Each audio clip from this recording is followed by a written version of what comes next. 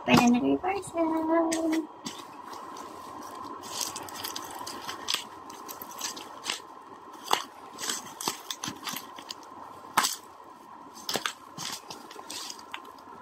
Liquid detergent from Bright PH. Napakabilis mag-deliver na itong ano na to, seller na to.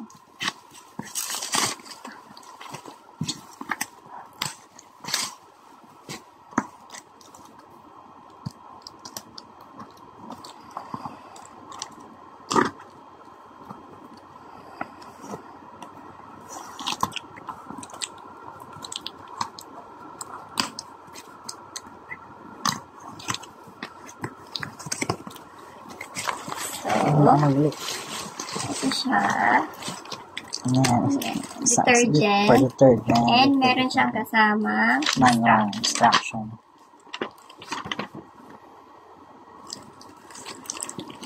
Thank you, Bright PH.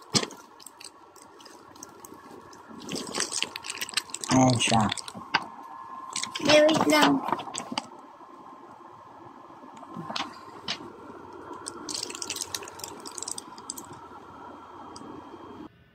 So, ayan guys, legit na legit.